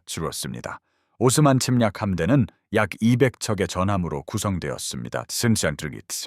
이는 3만 5천 명에서 4만 명에 이르는 병력을 수송했습니다. 이코드게테르에는 제국의 전개 보병인 6천 명의 예니체리가 포함되었습니다. 그들의 병기고는 70문이 공성 대포를 자랑했습니다. 이 중 일부는 너무 거대해서 30톤에 달했습니다. 그것들은 600파운드짜리 돌포탄을 2.4km 이상 발사할 수 있었습니다. 이 막대한 병력에 맞서 기사단은 겨우 수백 명의 병사만을 모을 수 있었습니다. 이 기사들은 몰타 민병대, 스페인 및 이탈리아 병사들의 지원을 받았습니다. 일부 노예들은 싸우면 자유를 약속받기도 했습니다. 1565년에 오스만군이 몰테 상륙한 것은 그 시대의 가장 큰 군사작전 중 하나였습니다. 술탄 슐레이만은 2명의 지휘관에게 원정군의 지휘를 맡겼습니다. 첫 번째는 무스타파 파샤였습니다. 그는 구식의 노련한 장군이었습니다. 그는 대부분의 사람들이 셀 수 없을 정도로 많은 전역을 겪었습니다. 무스타파 파샤는 신중하고 체계적이었습니다. 그는 느리고 압도적인 육상 공성전을 선호했습니다. 두 번째 지휘관은 피알리 파샤였습니다. 피알리는 더 젊고 야심적이었습니다. 그는 또한 술탄의 조카와 결혼했습니다. 피알리 파샤는 해군 사령관이었습니다. 유능한 제독이라면 누구나 그렇듯이 그는 함선, 항구, 그리고 해상 통제라는 관점에서 생각했습니다. 2명의 강력한 지휘관, 2개의 자아, 그리고 승리에 대한 완전히 다른 2가지 비전이 나타났습니다. 무스타파는 내륙으로 진군하기를 원했습니다. 그는 섬 중앙의 옛 수도인 엠디나를 먼저 점령하려 했습니다. 그의 논리는 간단했습니다. 심장을 장악하면 모든 것이 제자리를 찾을 것이라는 것입니다. 반면에 피알리는 해안 요새들을 먼저 확보해야 한다고 주장했습니다. 그는 특히 마르사맥세트 항구를 방어하는 요새들에 집중했습니다. 이것은 함대의 안전한 정박지를 제공할 것이었습니다. 두 계획 모두 타당했습니다. 그러나 그들은 두 가지를 동시에 추구할 수 없었습니다. 단합 대신 오스만 지도부는 말다툼, 뒷북치기, 그리고 시간 낭비를 경험했습니다. 이 혼란스러운 권력 투쟁 속으로 지중해 해군 역사상 가장 두려운 이름 중 하나가 등장했습니다. 그는 유럽인들에게 드라구트로 알려진 투르구트 레이스였습니다. 그는 평범한 해적이 아니었습니다. 이 시점에서 드라구트는 전설이 되어 있었습니다. 그는 심지어 지중해의 면류관 없는 왕이라고 불리었습니다. 드라구트는 수십 년 동안 해안을 습격하고 함대를 지휘하며 유럽 제독들을 따돌렸습니다. 그가 도착했을 때 무스타파와 피알리 모두 그의 도움을 환영하는 척했습니다. 센테스입니다. 그러나 각자는 그에게 가려지는 것을 내심 두려워했습니다. 처음에는 드라구트의 도착이 어느 정도 방향을 제시했습니다. 그는 성 엘모 요새를 공격하려는 피알리의 계획을 지지했습니다. 이곳은 스체베라스 반도 끝에 있는 작고 별 모양의 요새였습니다. 이곳은 항구 입구를 지켰습니다. 지휘관들은 성 엘모를 점령하는 것이 비르구와 생글레아로 가는 문을 열 것이라고 믿었습니다. 이곳들은 기사단 주방어선의 위치였습니다. 오스만군이 상륙했을 때 그들은 포병대를 해안에 올리고 진지를 설치하는 데만 꼬박 열흘이 걸렸습니다. 성 엘모 요새는 전면적인 공성전을 견디도록 설계되지 않았습니다. 그곳은 원래 감시 초소였습니다. 그곳은 1552년경 별 모양의 보루로 개량되었습니다. 요새는 기껏해야 수백 명의 병사만을 수용할 수 있었습니다. 그 설계는 당시로서는 최첨단이었습니다. 벽에서 튀어나온 화살촉처럼 각진 보루들은 포탄을 튕겨내는 데 도움이 되었습니다. 그것들은 산산조각 나는 대신 충격을 흡수했습니다. 그 벽 뒤에는 지중해에서 가장 강인한 병사들이 일부 포함되어 있었습니다. 그들은 또한 가장 단호했습니다. 대단장 드 발레트는 성 엘모가 영원히 버틸 수 없다는 것을 알았습니다. 그러나 그는 요새가 저항하는 매일이 자신에게 귀중한 시간을 벌어준다는 것도 이해했습니다. 이 시간은 그가 항구 건너편의 주 방어선을 강화하는 데 도움이 되었습니다. 그러므로 그는 잔혹하지만 효과적인 전략, 즉 교대 시스템을 고안했습니다. 어둠을 틈타 작은 배들이 신선한 병력, 화약, 그리고 보급품을 요새로 실어 날랐습니다. 동시에 그들은 부상자들을 대피시켰습니다. 그것은 치명적인 계주 시스템이었습니다. 낮에는 수비대가 죽을 때까지 싸웠습니다. 밤에는 비르구에서 증원군이 조용히 잠입했습니다. 이 시스템은 효과가 있었습니다. 오스만군이 아마도 일주일 걸릴 것이라고 생각했던 것은 대신 35일간의 고통스러운 날들로 이어졌습니다. 매일 수천 발의 포탄이 쏟아지는 끊임없는 포격은 성 엘모를 거의 폐허로 만들었습니다. 그러나 수비대는 어떻게든 계속 반격했습니다. 그러다 오스만군의 또 다른 타격이 가해졌습니다. 드라구트 자신이 사망했습니다. 아무도 이것이 어떻게 일어났는지 정확히 알지 못합니다. 일부 기록에 따르면 그는 수비군의 포탄에 맞았다고 합니다. 다른 사람들은 아군 사격이라고 믿습니다. 그럼에도 불구하고 그의 죽음은 치명적이었습니다. 그는 그들의 가장 노련한 지휘관이었습니다. 그가 없자 오스만 지도부의 균열은 더욱 커졌습니다. 성 엘모 요새가 6월 23일 마침내 함락되었을 때 그 사건은 피비린내 나는 살육극이었습니다. 오스만군은 몰타의 가장 중요한 요새 중 하나를 점령했습니다. 모든 군사적 논리에 따르면 섬의 나머지 방어선도 곧 함락되었어야 했습니다. 그러나 대단장 장드 발레트는 항복할 준비가 되어 있지 않았습니다. 아직은 결코 아니었습니다. 튀르크인들은 그에게 관대한 항복 조건을 제안했습니다. 여기에는 명예로운 평화, 부하들을 살릴 기회, 그리고 학살의 종식이 포함되었습니다. 드발레트는 단호히 거부했습니다. 그는 협상의 문을 여는 순간 수비대의 정신력이 무너질 것이라고 이해했습니다. 그는 사람들이 평화를 상상하기 시작하면 승리를 믿지 않게 된다고 믿었습니다. 대신 그는 다른 종류의 무기, 즉 자신의 백성에게 의지했습니다. 드발레트는 이 공성전이 머스킨만큼이나 사기에 의해 결정될 것임을 알았습니다. 그는 심리학으로 눈을 돌렸습니다. 만약 시민들이 게으르게 남아있다면 공포는 질병처럼 퍼질 것이었습니다.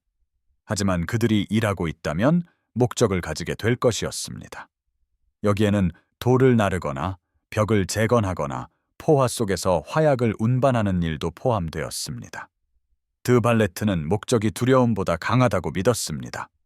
그는 게으른 마음이 공황을 낳는다는 생각을 자주 표현했습니다. 그는 몰타의 모든 남자, 여자, 아이들이 할 일을 가지도록 했습니다. 하지만 상황은 여전히 절망적이었습니다. 성 엘모 요새의 함락은 말로 표현할 수 없을 만큼 잔혹했습니다. 오스만군의 잔악 행위에 대한 소문은 들불처럼 주민들 사이에 퍼져나갔습니다. 여기에는 신체 훼손, 처형, 심지어 살해된 기사들의 시신이 조롱하듯이 항구에 떠다니는 모습까지 포함되었습니다. 드발레트는 성벽 밖의 적보다 훨씬 더 위험한 것을 두려워했습니다. 그것은 그들 안의 절망이었습니다. 그는 후퇴하는 병사들이 절망적인 이야기들을 주요 거점 안으로 다시 가져올까봐 걱정했습니다. 이는 다른 사람들에게 의심을 전염시킬 수 있었고, 오늘날 우리가 도덕적 전염병이라고 부를 만한 것이었습니다. 공성전에서는 사기가 모든 것이었습니다. 일단 두려움이 사로잡으면 어떤 벽도 누구를 구할 만큼 높지 않았습니다. 따라서 드발레트는 무자비한 결정을 내렸습니다. 그는 반도, 즉 공식적인 칙령을 발표했습니다. 이는 모든 오스만 포로들의 처형을 명령했습니다. 충격적인 부분은 그의 명령이었습니다. 그는 처형을 병사들이 아닌 민간인들이 직접 수행하도록 명령했습니다. 그의 논리는 냉혹하고 잔인했지만 전략적으로는 타당했습니다. 시민들이 직접 적을 죽이게 함으로써 그는 항복으로 이어지는 모든 심리적 경로를 차단했습니다. 피가 일단 흘려진 후에는 되돌릴 수 없었습니다. 그것은 국가가 승인한 집단 폭력이었습니다. 하지만 그것은 효과가 있었습니다. 그 행위의 공포는 역설적으로 주민들을 단결시켰습니다. 그것은 그들의 슬픔과 두려움을 분노와 결의로 바꾸었습니다. 갑자기 항복은 더 이상 도덕적인 선택지가 아니었습니다. 몰타 사람들은 이제 돌아올 수 없는 전쟁을 싸우고 있었습니다. 이 순간은 역사상 가장 큰 모순 중 하나를 드러냅니다. 성 요한 기사단은 기독교 군사 기사단이었습니다. 그들은 신앙을 수호하겠다고 맹세했습니다. 그러나 그들의 대단장은 오늘날 잔악 행위라고 불릴 만한 것을 명령하고 있었습니다. 고려하기 불편한 사실입니다. 하지만 그것은 16세기의 잔혹한 사고방식을 반영합니다. 그 세계는 여전히 십자군 논리에 의해 형성되었습니다. 그곳에서 자비는 약함으로 여겨졌고 생존은 거의 모든 것을 정당화했습니다. 대략 1500명의 수비병 중 거의 모든 이들이 죽거나 죽어가고 있었습니다. 그들의 희생은 공격자들에게 엄청난 대가를 치르게 했습니다. 최소 6,000명의 오스만 병사들이 전사했습니다. 여기에는 엘리트 예니체리 병사들의 거의 절반이 포함되었습니다. 성 엘모 요새가 마침내 함락된 후 오스만군이 섬의 나머지 지역을 쉽게 장악할 것이라고 생각할 수도 있었습니다. 그들은 한 달 넘게 작은 전초기지를 맹공하여 잿더미로 만들었습니다. 그 과정에서 수천 명의 병사들을 잃었습니다. 이제 그들은 기사단의 주요 방어선으로 모든 분노를 돌렸습니다. 이들은 비르구, 즉 비토리오사라고도 불리는 곳과 생글레아의 쌍둥이 요새였습니다. 수비병들은 생글레아를 정복되지 않는 도시라는 뜻의 치타 인빅타라고 자랑스럽게 불렀습니다. 오스만군은 이 두 요새가 단순한 중세 성체가 아니라는 것을 깨닫지 못했습니다. 그것들은 16세기 최신 군사공학 기술로 지어진 최첨단 요새였습니다. 중세시대의 성체는 높고 곧은 성벽을 가지고 있었습니다. 인상적이었지만 이들은 대포 공격에 쉬운 표적이었습니다. 1500년대에 이르러 화약이 모든 것을 바꾸어 놓았습니다. 새로운 유럽식 요새화 양식은 트라스 이탈리엔느라고 불렸습니다. 이 디자인은 전통적인 개념을 완전히 뒤집었습니다. 우뚝 솟은 성벽 대신 기사단은 낮고 두꺼운 성벽을 지었습니다. 이것들은 각진 형태로 만들어졌습니다. 그것들은 충격으로 부서지는 대신 포탄을 흡수할 수 있었습니다. 비르구와 생글레아는 이 디자인의 전형적인 예시였습니다. 각 요새는 대포가 이웃 요새의 측면을 방어할 수 있도록 배치되었습니다. 이것은 치명적인 교차 사격 지대를 만들었습니다. 주요 성벽 앞에는 깊고 넓은 해자를 팠습니다. 일부는 20피트가 넘는 깊이였습니다. 이는 직접적인 공격을 자살 행위로 만들었습니다. 그 외에도 그들은 보조 방어 시설을 추가했습니다. 여기에는 주요 성문 앞에 지어진 더 작은 외곽 방어 시설들이 포함되었습니다. 그것들은 좁은 살상지대에 공격자들을 가두도록 설계되었습니다. 이들은 여러 겹으로 된 체계였습니다. 그것들은 감히 접근하는 적을 늦추고 부수고 피 흘리게 하려는 목적이었습니다. 최고의 요새화도 독창성 없이는 무용지물입니다. 여기서 기사단은 진정으로 빛을 발했습니다. 그들은 이 공성전을 거대한 생존 실시간 실험처럼 다루었습니다. 여러 면에서 그것은 세계 최초의 대공성전 야외 실험실이 되었습니다. 가장 뛰어난 아이디어 중 하나는 그들의 해상 방어에 관한 것이었습니다. 오스만군은 생글레아를 바다를 통해 공격할 계획이었습니다. 그들은 성 안젤로 요새의 중포를 우회할 수 있다고 생각했습니다. 그들을 막기 위해 기사단은 거대한 쇠사슬을 설치했습니다. 이것은 좁은 항구 입구에 떠다니는 금속 방어벽을 만들었습니다. 그것은 비르구와 생글레아 사이에 걸쳐 있었습니다. 수면 아래에는 수중 목재 말뚝을 여러 줄 심었습니다.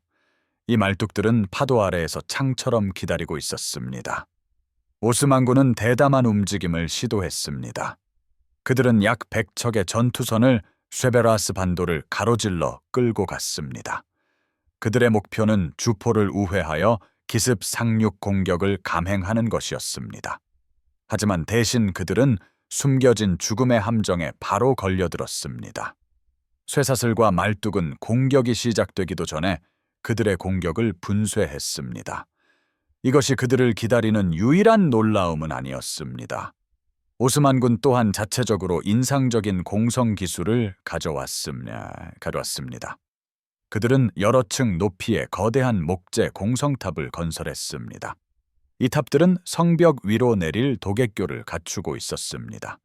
그들은 탑 외부에 젖은 동물 가죽을 덮었습니다. 이것은 수비병들이 탑에 불을 지르는 것을 막았습니다. 그들은 또한 이동식 방패인 멘틀릿을 사용했습니다. 이것들은 보병이 엄폐물 아래에서 전진할 수 있도록 했습니다. 겉으로 보기에는 근세 공성술의 완벽한 조합처럼 보였습니다. 하지만 기사단과 몰타 엔지니어들은 그 탑들이 방해 없이 접근하도록 내버려 두지 않았습니다. 지면 아래에서 그들은 땅을 팠습니다. 오스만군의 공성시설 아래로 터널이 뻗어 있었습니다. 이것들은 원시적이지만 효과적인 역갱도였습니다. 그것들은 기사단이 폭발물을 설치하거나 위에 구조물들을 무너뜨릴 수 있도록 했습니다. 병사들은 완전한 어둠 속에서 백병전을 벌였습니다. 그들은 곡괭이와 삽, 심지어 주먹까지 휘둘렀습니다. 총소리는 없었습니다. 오직 뼈에 부딪히는 쇠부티 소리와 먼지 속에서 숨 막히는 병사들의 외침만이 울렸습니다. 이것들은 지면 아래에 잊혀진 전투였으며 자비는 요구되지도 주어지지도 않았습니다. 기사단은 또한 토목공학에서 놀라울 정도로 발전된 모습을 보였습니다.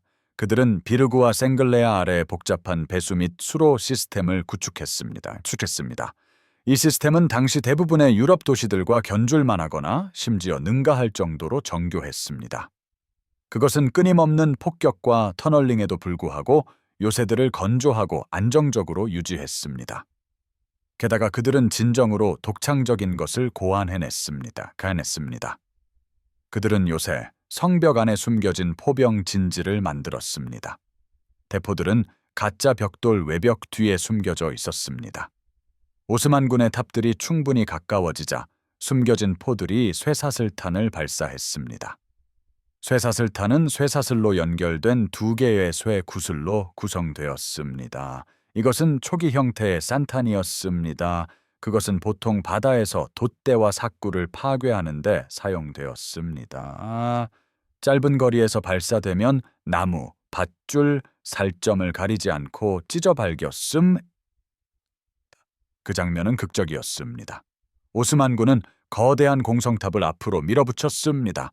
이 육중한 목자의 요새는 바퀴 위를 움직였습니다. 그것은 방화 처리를 위해 젖은 동물 가죽으로 여러 겹 덮여 있었습니다.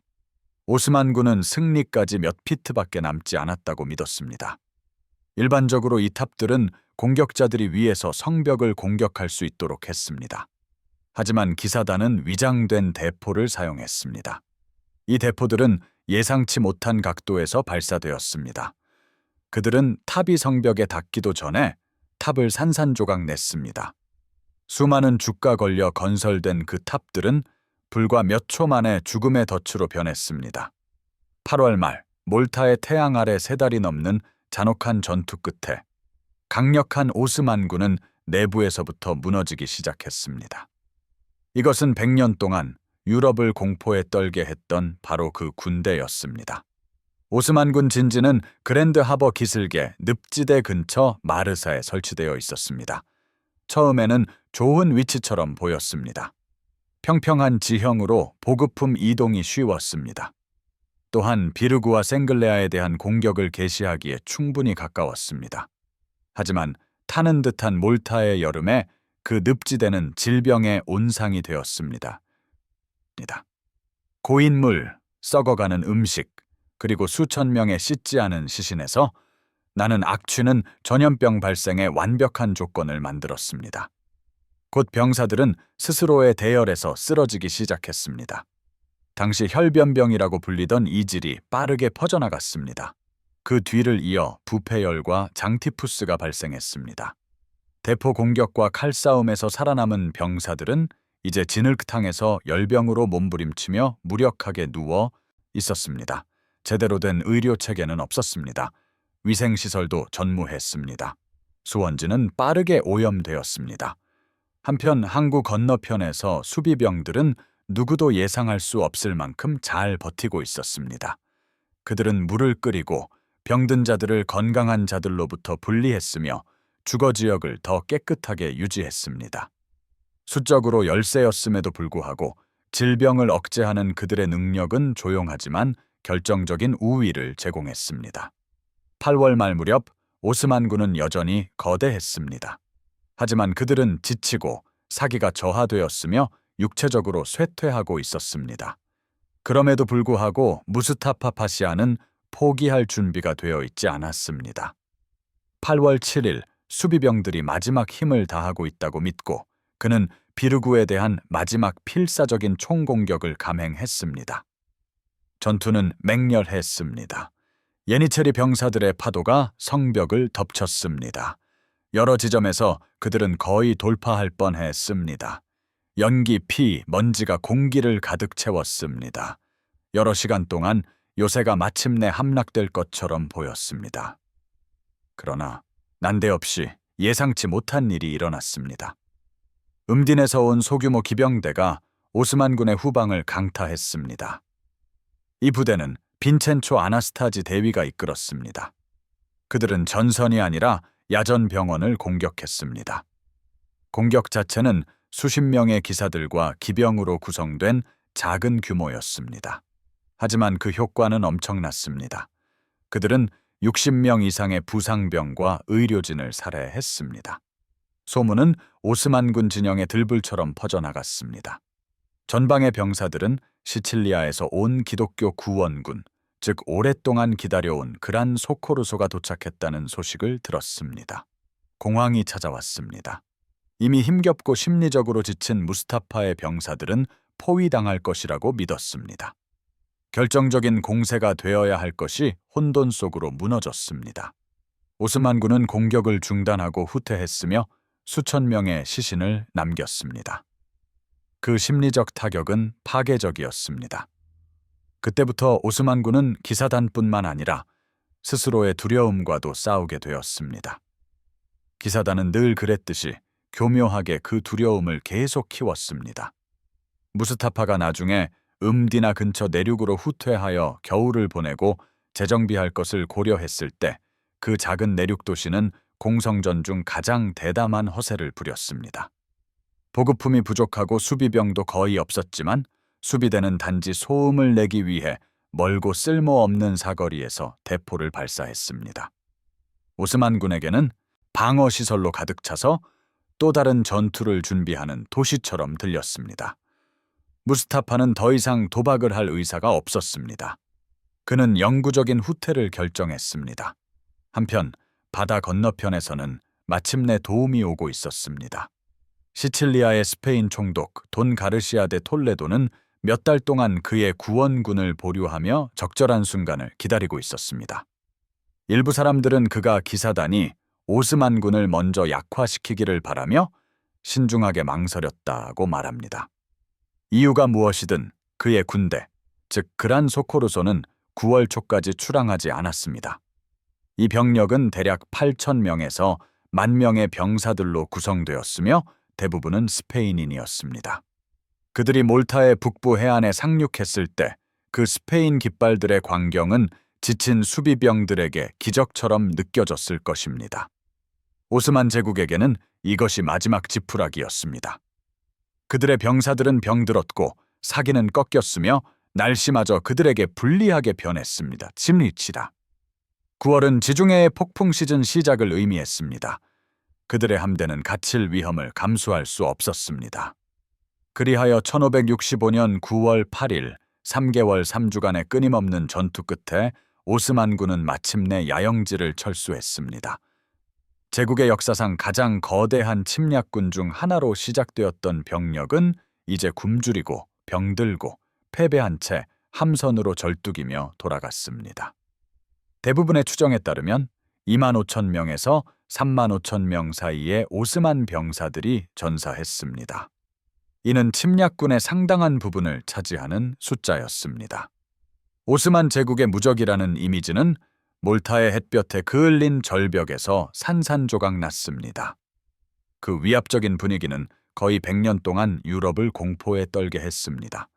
수비군인 9호 기사단은 하룻밤 사이에 전설이 되었습니다. 그러나 그들의 지도자였던 대단장 장 파리소 드 발레트는 다른 사람들이 알지 못하는 것을 이해했습니다. 다음번에는 오스만 제국이 훨씬 더 강력해져서 돌아올 수도 있었습니다. 그리하여 승리 축하가 섬 전체에 울려 퍼지는 동안 그는 놀라운 일을 시작했습니다. 그는 시베라스 반도에 완전히 새로운 도시를 건설하기로 결정했습니다. 이곳은 그랜드 항구를 내려다보는 바위투성이 능선이었습니다. 이곳은 성 엘모 요새가 위치했으며 공성전 동안 거의 함락될 뻔했던 바로 그 장소였습니다. 1566년 3월 전투가 끝난 지 1년도 차에 되지 않아 첫 번째 돌이 놓였습니다. 이것이 라발레트 자신을 따라 이름 붙여진 발레타의 시작이었습니다. 발레타는 처음부터 새로 설계되었습니다. 그것은 수도로 위장한 요새였습니다. 그 성벽은 트레이스 이탈리엔 양식을 따랐습니다. 이것들은 포격을 막아낼 수 있는 각진 요새였습니다. 또한 서로 교차하는 사격 구역으로 보호했습니다. 모든 거리, 모든 성벽, 그리고 모든 요새는 한 가지 목표로 건설되었습니다. 이는 몰타가 다시는 방심한 상태로 잡히지 않도록 하기 위함이었습니다. 어느 연대기 작가가 언급했듯이 이 도시는 모든 적에게 그 위치를 영원히 허락하지 않기 위해 건설되었습니다. 그러나 이야기는 거기서 끝나지 않습니다. 몰타의 승리는 바위 투성이 해안을 훨씬 넘어 파급 효과를 가져왔습니다. 유럽 전역으로 공성전 소식이 널리 퍼졌습니다. 수십 년 동안 기독교 왕국들은 해상에서 오스만 제국에 도전하기를 주저했습니다. 그러나 이제 갑자기 무적의 제국도 필멸의 존재처럼 보였습니다. 그 어렵게 얻은 방어는 새로운 자신감을 불어넣었습니다. 그것은 또한 새로운 자금과 무엇보다도 새로운 협력을 가져왔습니다. 단 6년 후인 1571년에 몰태에서 불타올랐던 그 정신이 신성동맹을 결성하는 데 기여했습니다. 이것은 경쟁 관계에 있던 유럽 강대국들 간의 드문 동맹이었습니다. 스페인, 베네치아, 교황령 등은 병력을 합쳤습니다. 그들의 목표는 오스만 제국에 맞서 싸우는 것이었습니다. 그들의 연합 함대는 레판토 해전에서 승리했습니다. 이것은 16세기 최대의 해전이었습니다. 그것은 지중해에서 오스만 제국의 야망에 또 다른 치명적인 타격이었습니다. 그리고 이것이 단 몇천 명의 병사들이 지킨 작은 섬이 지구상에서 가장 위대한 제국 중 하나를 막아낸 방법입니다. 이 이야기가 즐거웠다면 좋아요를 눌러주세요. 이는 잊혀진 전투들을 되살리는 데 큰 도움이 됩니다. 댓글을 남기고 공성전에서 어떤 순간이 가장 인상 깊었는지 알려주세요. 아직 구독하지 않았다면 위대한 역사 채널을 구독해주세요. 저희는 매번 한 편의 서사시적인 이야기로 과거를 생생하게 되살립니다. 시청해주셔서 감사합니다, 친구들. 안녕히 계세요. 다음번에 또 만나요.